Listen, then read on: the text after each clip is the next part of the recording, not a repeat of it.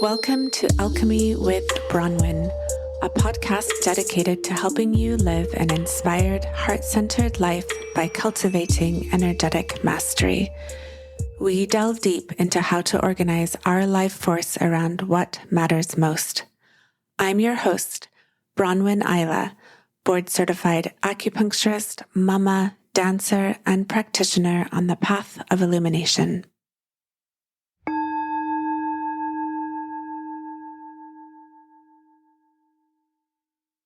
We are in that powerful portal of Day of the Dead, Halloween, in between autumn and winter. And many traditions have ways of honoring this time. Halloween is a kind of pretty amazing way that some of these older teachings have survived into the modern world. Dreams may become more potent at this time. And this idea of children pretending to be ghosts and going door to door. This is a Celtic way of imitating what's going on at this time of year, also according to Tang Dynasty thoughts, traditions. So the dead ancestors are the ones that come to the house during this time of year, and it's important and potent and powerful time to make offerings for them. This is the trick or treat part.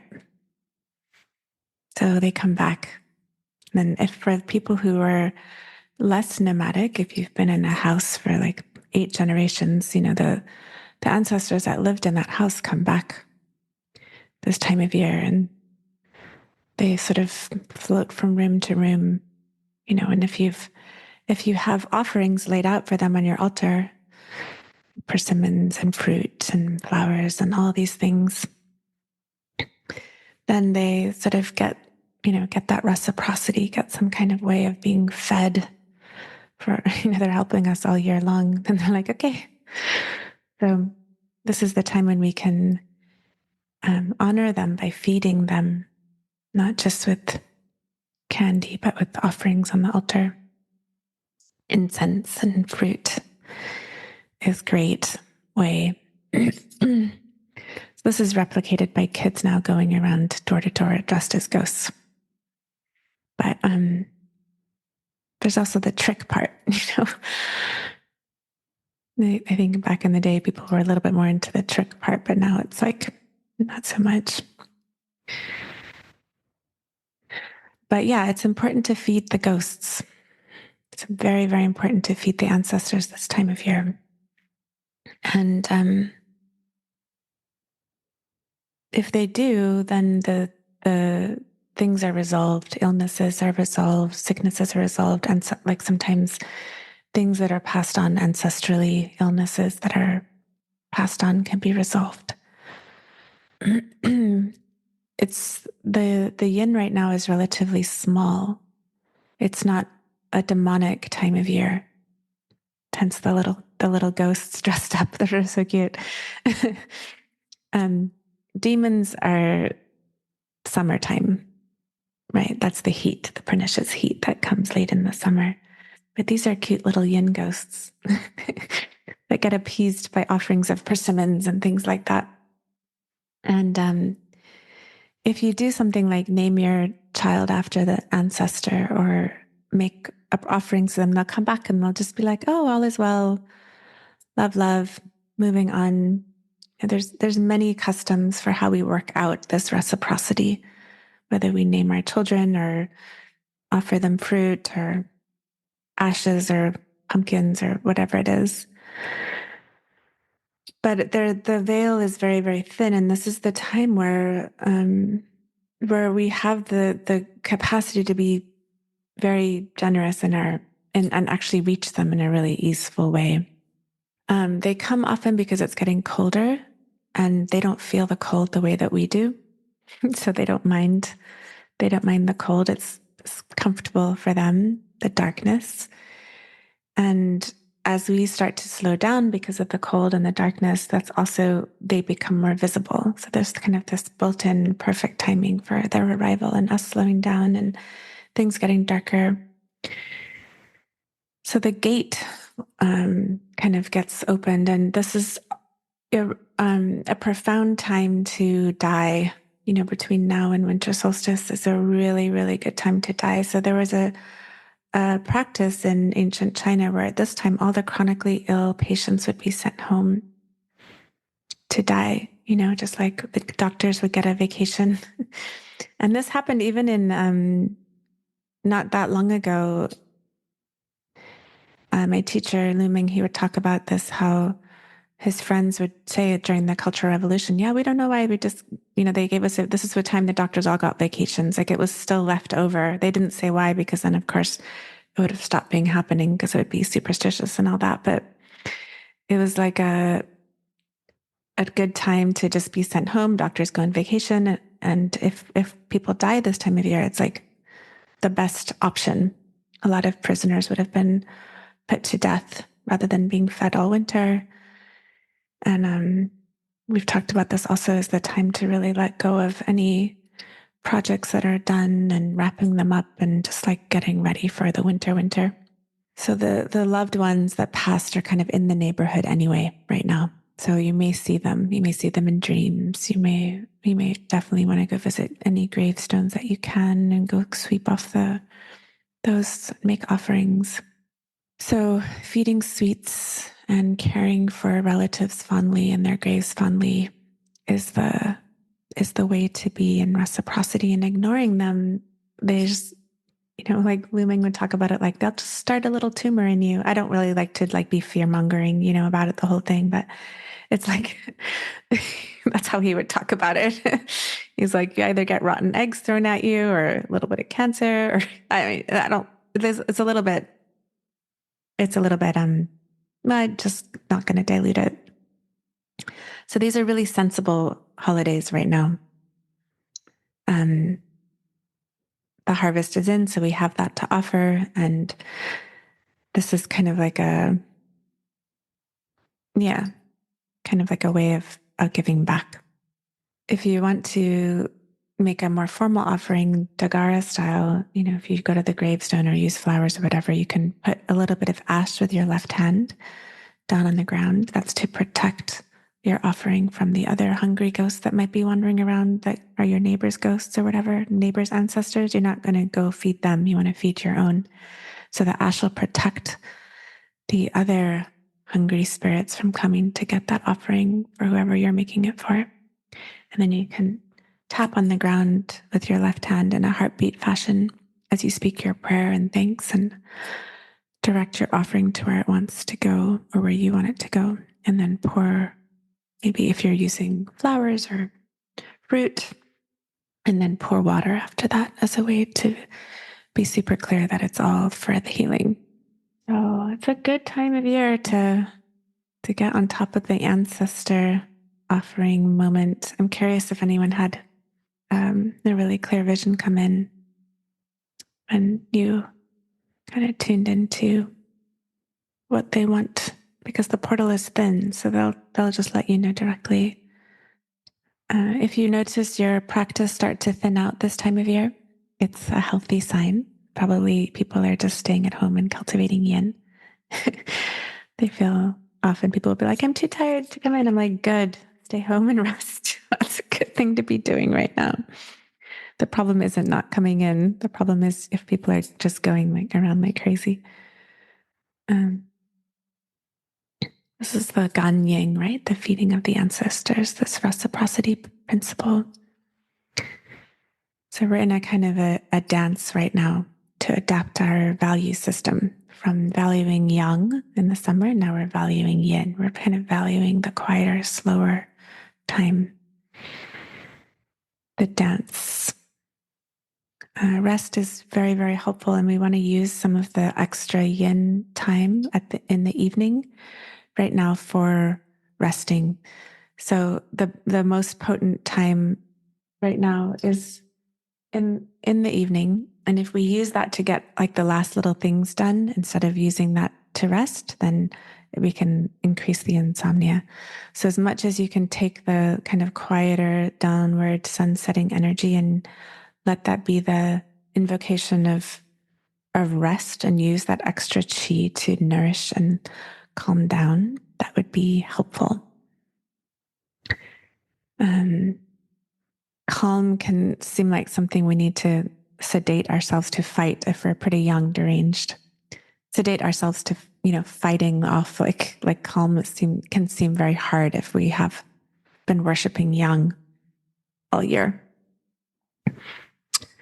But constant aggression this time of year is very hard on the system. It's a great time of year to read like autobiographies and biographies and like other things that remind us that like, yes, you have this like big life, but then death, things that like remind us about cycles, remind us about letting go, remind us about crescendos and releases. They can be redundant, because that's kind of the wisdom of this time of year. It's like, oh wait, autumn again, coats again, like time to be quiet again. We just did this last year. It's like the kind of wisdom that comes with us remembering that it's like the cycles keep going. And the acceptance of this, of like boredom and redundancy, is sort of the medicine that we get to have right now. It's like, oh, right. And I know that I'm just in this particular way of stuff maneuvering right now. I'm in like this stuff sorting process. So a lot of my, it's influencing a lot of my counsel, but stuff as matter or as yin, you could say, like maybe out of control yin worshiping is constant accumulation of matter, but really it's not. It's actually like a yang, right? Because it takes yang to accumulate stuff. So shopping and going and buying and doing all that holiday shopping stuff, that's like can be conceived as a deranged yang buying. Like it takes yang to buy stuff. Like, yes, you're buying yin, you're buying something that's solid, but it's like depleting yang to get the stuff. And then, of course, if we have too much of the stuff, of the matter, of the yin, then it creates stagnation, accumulation, damp, and difficulty in maneuvering and moving. Turbid, we call it turbid yin. So too much stuff could be like a kind of yin turbidity, like a stuff, increase. So you could look at it as like moving, sorting stuff as a kind of way to tonify yin, a kind of way to be in a good way with yin and matter and mother and grandmother. And we'd be in a good way with matter, mother. In Afrikaans, we say moeder. So there's many, many ancestor rituals happening now. And as you've heard me say pretty much every week since after summer solstice, or certainly since autumn began, it's a very rude time of year to be at war. It's a very impolite time to be at war. This is not the time to sort it out through violence. This is a time of diplomacy and alliance, talking, write poems, see who writes a better poem, or hip hop, whatever, like battle it out on the dance floor, like through capoeira or, through some breakdancing, but don't go to war. It's a time to honor our friendships, but that's a time that comes through like trusting. You know how you have those friends? We have those friends that like maybe you don't talk to for a year, but then you see them and it's just you just pick up and like nothing's changed. It's like that kind of honoring of our friends. You're just like, I know that we're solid. I don't need to text you 30 times a day. I don't need to remember to write your Christmas card. And if I don't, I'm somehow blah, blah, blah. It's like we're just that trusting into the solidity of those life allies that we have. It's the time of year to trust and to feel into the depths in that way. And the warmth inside the home relative to the cold outside the home is what often brings people closer together in more smaller family settings. And the sun is less intense, so that's like a small yang that starts to welcome in the yin, welcome in the kind of closing of the doors, the closing of the storehouses. If you haven't planned a meditation retreat yet for the winter time, or like a time of silence, a time to be quiet, this would be a good time to do that, using the last little vestiges of yang before it's so small that using it up is more depleting. To plan in like maybe a 10-day silent time this winter at some point. There's a potent time at winter solstice, but if that doesn't work for you because of your other commitments, it's also very potent from the new moon and after winter solstice to the full moon. And then even more potent from the full moon to the new moon, which is, that ice moon time from the new moon after winter solstice to the next new moon, which is, of course, the new year, the lunar new year. That month be a really great time to block off for as much retreat and quiet time as possible. So I'm saying this now because a lot of times some of us need to plan things pretty far in advance in our modern culture.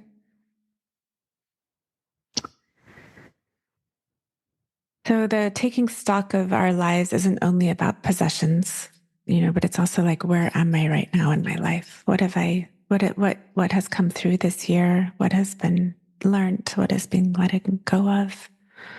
What friends am I going to pull in closer this winter? What am I going to shed? So taking stock in this storehouse, we talked last time about closing the vault closing the silos. It's not only about possessions, it's also what this natural kind of wintertime contemplation. Where am I? What have I? Because in the winter, we don't want to contemplate this. We want to just be in nothingness. But like now's a little window where like, before I go into my complete retreat in silence and depths of not knowing, like, where am I here? What have I come through this year? Winter, it's like a kind of humbling experience. Like we get older, kind of like our birthdays. Like, all right. There's many ways to do this. I'm not really recommending any particular one way of assessing life and kind of in order to move into a deeper winter time, but certainly throwing up as many lights as possible is probably not the way to do it.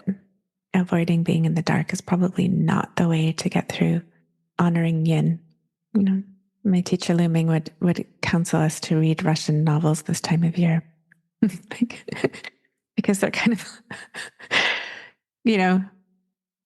Anna Karenina is one of my favorites. It's like, and then it just all ends tragically and that's it, And it's like, there's like some kind of medicine in that. You're like, how is that so beautiful? But it's just so beautiful, to just like, let it be that way. It's like, it humbles us from thinking that somehow we're going to be different, One of the ways I often remind myself of this is I say, everyone dies.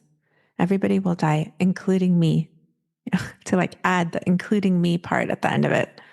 Like some part of the psyche like wants to imagine that somehow we're outside of that equation. I just want to emphasize how I did talk about how the best chi is in the evening. And I want to just remind us that we don't want to use the best optimal chi right now to power through and get stuff done. We want to use the best optimal chi to help us calm down and relax and sleep and wind down and let the yin kind of feel in, because it can be tempting to power through. And the other thing is that because we're in between the autumn and the winter, this is the time when the wind is pernicious. So it's still, or especially important right now if you're going out tonight or, and out at night in general and in the cold and anything that's windy, to make sure you're wearing a scarf around your neck and something around your wrists and like sweater weather and leg warmers, but especially the neck, back of the neck, wrists and ankles are very good ways to protect ourselves from getting sick from xie qi, from evil qi that's wandering around, and letting the wind go into the body, which can then cause arthritis and things like that later on. This cold wind. It's important to make sure to be cooking things this time of year, eating things warm, drinking warm water, not cold water, and just rest when it gets to be 9 o'clock and you're like, oh, just follow it.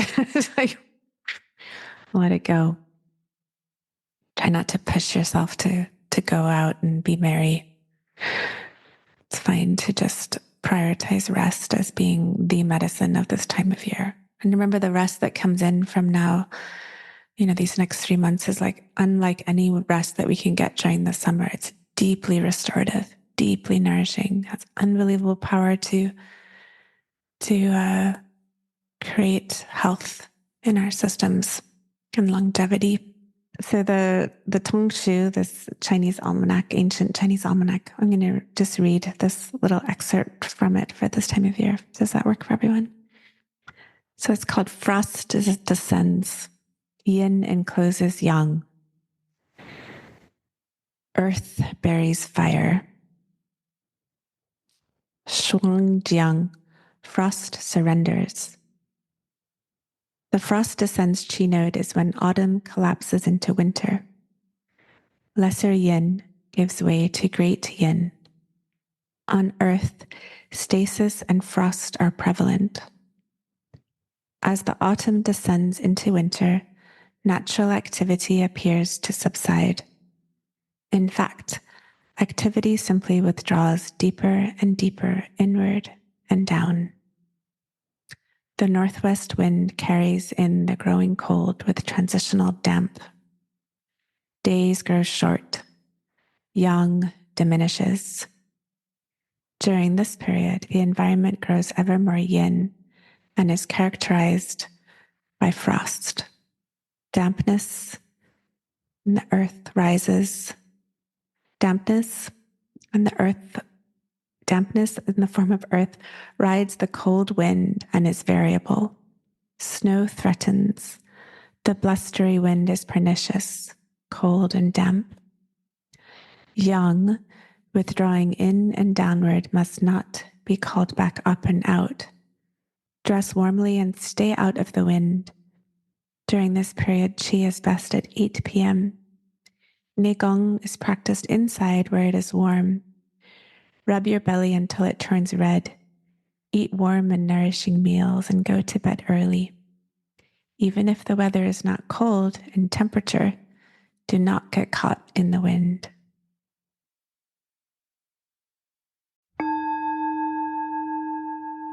Thank you for tuning in to Alchemy with Bronwyn, this podcast which is dedicated to helping you live an inspired, heart-centered life by cultivating energetic mastery.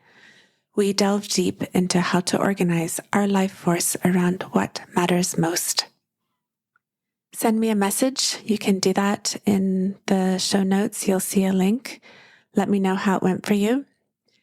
Also, please remember to hit the like button, support button, all the rest of it. And you can support me to make more great content for people everywhere at bronwyn.love. That's BRONWYN.love. All those links are in your show notes. Many blessings, and I hope to tune in with you again soon.